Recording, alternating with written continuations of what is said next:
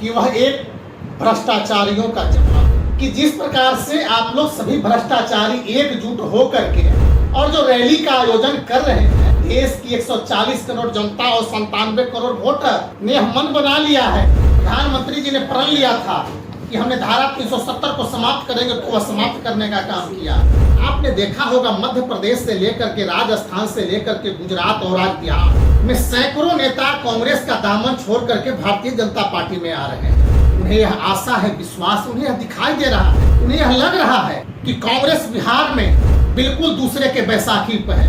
आज भारतीय जनता पार्टी केंद्र द्वारा भेजा गया एक एक पैसा डीबीटी के माध्यम से डायरेक्ट उनके खाते में पहुंचने का, लाभुक के खाते में पहुंचने का काम हो रहा है। दिल्ली की जनता के बीच में कहने का काम करेंगे कि हमने शराब घोटाला में पैसा नहीं लेने का काम किया, शराब घोटाला में जो आया पैसा उनके पास नहीं पहुंचा, जो सनातन को अपमानित करने का भी काम करते हैं, इस सभी को वोट के रूप में मुंहतोड़ जवाब देकर दिल्ली के रामलीला मैदान में कल इंडिया गठबंधन का महारैली था, जिसमें राहुल गांधी ने बीजेपी पे कटाक्ष करते हुए, नरेंद्र मोदी पे कटाक्ष करते हुए बोले कि ईवीएम से घोटाला करते हैं। इसमें बातचीत करेंगे, मेरे साथ पीयूष जी है, क्या कहिएगा? देखिए, कल दिल्ली के रामलीला मैदान में इंडिया गठबंधन द्वारा जो रैली आयोजित की गई थी, उस रैली में स्पष्ट दिखाई दे रहा है कि वह एक भ्रष्टाचारियों का जमात था।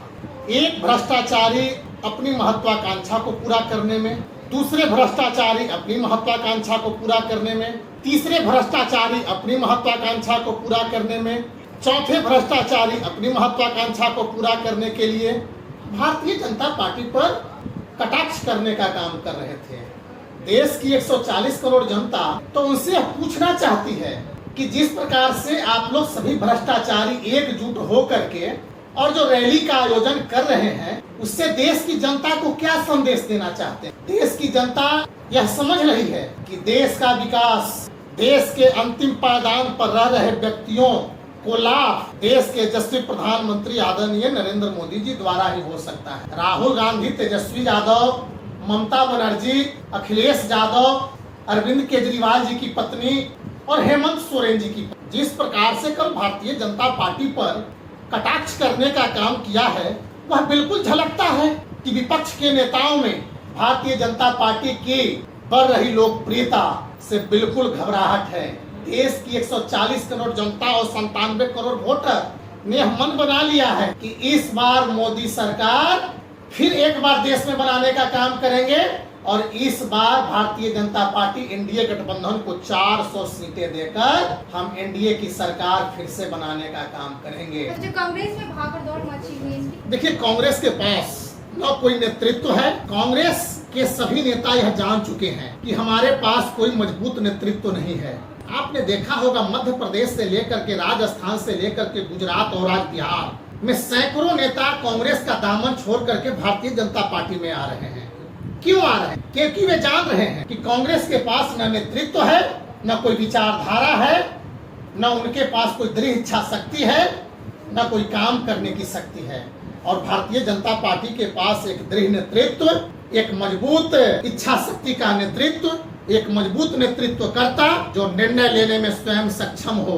दूसरी बात, कांग्रेस के नेता जो आज कांग्रेस को छोड़ करके भारतीय जनता पार्टी में आने का काम कर रहे हैं, वे यह भी समझ रहे हैं, उन्हें बाखूबी मालूम है कि अगली बार देश में भारतीय जनता पार्टी एनडीए की सरकार बनने वाली है, क्योंकि वे जान रहे हैं कि हमारे पास कोई नेतृत्व नहीं है। अभी आप बिहार को देखने का काम करें, आज बिहार में क्या हो रहा है? कल ही बिहार कांग्रेस के पूर्व प्रदेश अध्यक्ष अनिल शर्मा जी ने कांग्रेस को छोड़ने का काम किया। क्यों? कांग्रेस के प्रदेश अध्यक्ष अपने दल को छोड़ करके इस चुनाव के समय में अपने दल को छोड़ने का काम कर रहे हैं। आज उनके एक पार्टी के प्रवक्ता आशीष नाथ तिवारी जी ने पार्टी का दामन छोड़ने का काम किया। क्यों? उन्हें यह आशा है, विश्वास, उन्हें यह दिखाई दे रहा है, उन्हें यह लग रहा है कि कांग्रेस बिहार में बिल्कुल दूसरे के बैसाखी पर है। यहाँ तो निर्णय राष्ट्रीय जनता दल के नेता आदरणीय लालू प्रसाद यादव और तेजस्वी यादव जी द्वारा हो रहा है। जो तेजस्वी यादव, लालू प्रसाद यादव जी निर्णय ले रहे हैं और दिल्ली के नेताओं को बताने का काम कर रहे हैं, वही कांग्रेस बिहार में करने का काम कर रही है। मैं आपसे पूछना चाहता हूं, आखिर लालू प्रसाद यादव, तेजस्वी यादव जी बिना कांग्रेस के कहे हुए अपने टिकट का वितरण करने लगे थे। कांग्रेस के इशारे पर उन्होंने टिकट का वितरण शुरू किया था। लालू प्रसाद यादव, तेजस्वी यादव कांग्रेस के उम्मीदवार को तय करने का काम करेंगे। तो अनिल शर्मा जी जैसे लोग बिल्कुल यह सोचने पर विवश हैं कि आखिर जब राष्ट्रीय जनता दल जंगल राज के प्रणेता लालू प्रसाद यादव ही कांग्रेस की रूपरेखा, कांग्रेस की विचारधारा, कांग्रेस के सारे उम्मीदवारों का चयन कर रहे हैं, तो इस दल में रहने से क्या, इसलिए पलायन लोग कर रहे हैं। राहुल गांधी नरेंद्र मोदी की तरह गारंटी दे रहे हैं, क्या लग रहा है उनका गारंटी पूरा हो? राहुल गांधी की गारंटी केवल हार की गारंटी है। देश की जनता ने उनको नकारने का काम किया है कि गारंटी को देश की जनता कभी मान नहीं सकती, क्योंकि देश में आज नरेंद्र मोदी जी के नेतृत्व में देश की 140 करोड़ जनता को एक सक्षम और मजबूत नेतृत्व मिला है। हम समाज के अंतिम पायदान पर बैठे हुए व्यक्ति को अपनी जन कल्याणकारी योजनाओं का एक एक पैसा पहुंचाने का काम कर रहे हैं। कांग्रेस के शासन काल में आपने देखा होगा कि केंद्र से जो पैसा चल करके उनके यहाँ पहुंचने का काम नहीं होता था, बीच में ही वह पैसा दलालों के बीच चला जाता था। आज भारतीय जनता पार्टी केंद्र द्वारा भेजा गया एक एक पैसा डीबीटी के माध्यम से डायरेक्ट उनके खाते में पहुंचने का, लाभुक के खाते में पहुंचने का काम हो रहा है। हम समाज के अंतिम पायदान पर बैठे हुए व्यक्ति को हर प्रकार के लाभ योजनाओं को देने का काम कर रहे हैं। आज उन माताओं बहनों को, देश के 10 करोड़ माताओं बहनों को जो चूल्हे से, जो लकड़ी से चूल्हे जला करके खाना पकाने का काम करती थी, उन्हें हम मुफ्त में गैस सिलेंडर देने का काम किए। जो आज हम उन्हें शौचालय देने का काम किए, जो खुले में जो शौच करती थी, उन्हें हम मुफ्त में शौचालय देने का काम किए। हम उन्हें बिजली देने का काम कर रहे हैं, हम उन्हें शिक्षा देने का काम कर रहे हैं, हम उन्हें खाद्यान्न देने का काम कर रहे हैं। देश के 80 करोड़ देशवासियों को हम मुफ्त में भोजन देने का काम कर रहे हैं, अनाज देने का काम कर रहे हैं। हम आज देश के 50 करोड़ से अधिक लोगों को मुफ्त में 5 लाख की आयुष्मान भारत योजना के अंतर्गत उन्हें इलाज करवाने का काम कर रहे हैं। फिर राहुल गांधी की क्या गारंटी? राहुल गांधी की गारंटी यही है कि केवल घोटाला और भ्रष्टाचार, इसके सिवा कुछ नहीं है। देश की जनता यह सब जान चुकी है।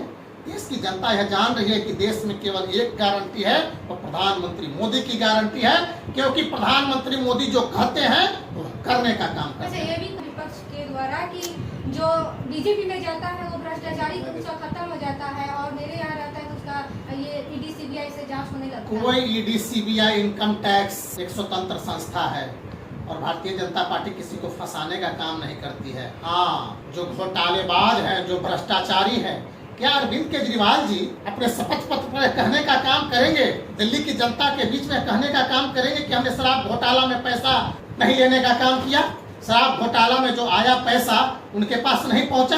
क्या हेमंत सोरेन जी कहने का काम करेंगे कि जमीन घोटाला का पैसा मेरे पास नहीं आया? क्या लालू प्रसाद यादव, तेजस्वी यादव जी, क्या लालू प्रसाद यादव जी कहने का काम करेंगे कि चारा घोटाला, हमने बिहार में चारा घोटाला करने का काम नहीं किया? क्या लालू प्रसाद यादव जी कहने का काम करेंगे कि हम नौकरी के बदले जमीन लेने का काम नहीं किए? क्या तेजस्वी यादव जी कहने का काम करेंगे कि 35 साल की उम्र में भी करोड़ों आलीशान महलों के फ्लैटों के मालिक हम बने हुए हैं? कहाँ से बने हुए हैं? कहाँ से पैसा आया? कौन सी नौकरी थी? कौन सा रोजगार था? तेजस्वी यादव जी बिहार की जनता को बताने का काम करें। अरे हमें तो तरस आती है, और देश की जनता यह देख रही है कि एक भ्रष्टाचारी के परिवार और दूसरे भ्रष्टाचारी के परिवार दोनों किस तरह से गले मिल रहे थे दिल्ली में।